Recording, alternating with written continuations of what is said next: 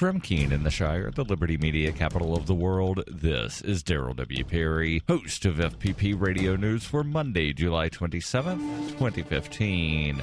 Silver is trading at $14.59 per ounce. Gold is valued at $1,090 per ounce. And according to BitcoinAverage.com, the average price of Bitcoin is $290.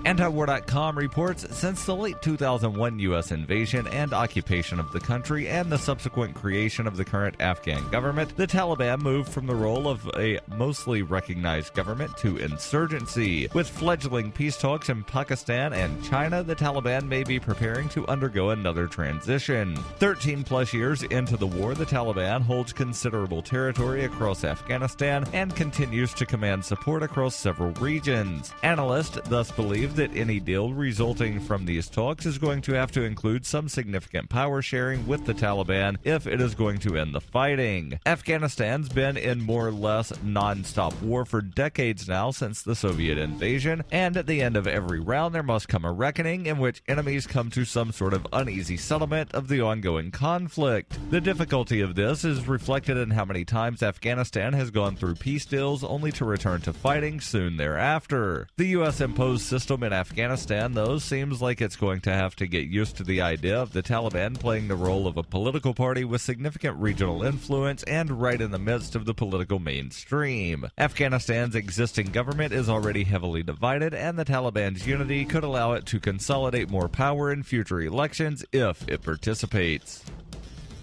FPP Radio News is brought to you by Bitcoin Not Bombs. Bitcoin Not Bombs is a launching pad for nonprofits and social entrepreneurs into the financial freedom of the Bitcoin economy. Bitcoin Not Bombs is fully committed to being the hub of the nonprofit sector of the Bitcoin economy, maximizing the potential cross-promotion of all our clients and commercial partners. To learn more, visit bitcoinnotbombs.com.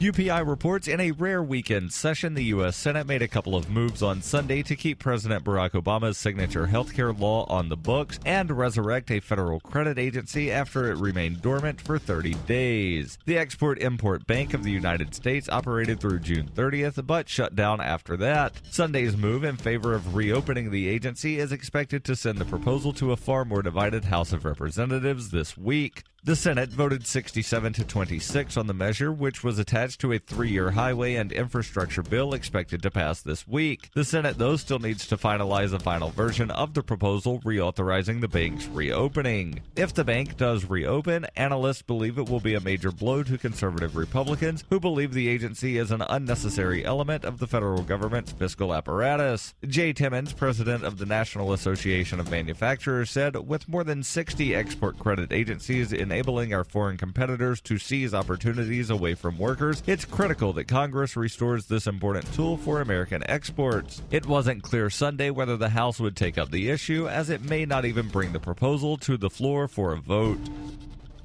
For over 35 years, Robertson Roberts has been a trusted source for buying and selling your investment-grade precious metals. They also take Bitcoin for precious metal purchases and permanently removed the minimum purchase order for all orders paid in the digital currency. Call Robertson Roberts today for knowledgeable advice on investing and a forward-thinking approach to new technologies. 850-478-5270 or online at rrbi.co.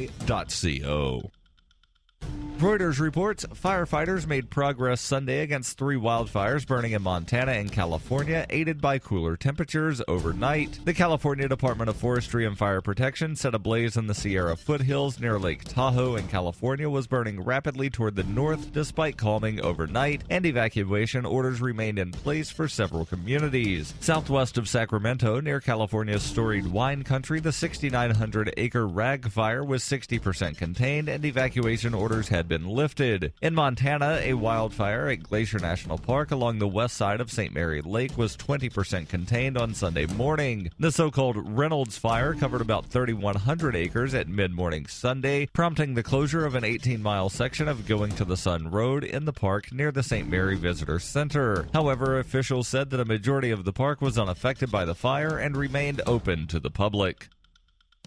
This has been FPP Radio News, online at fppradio.com.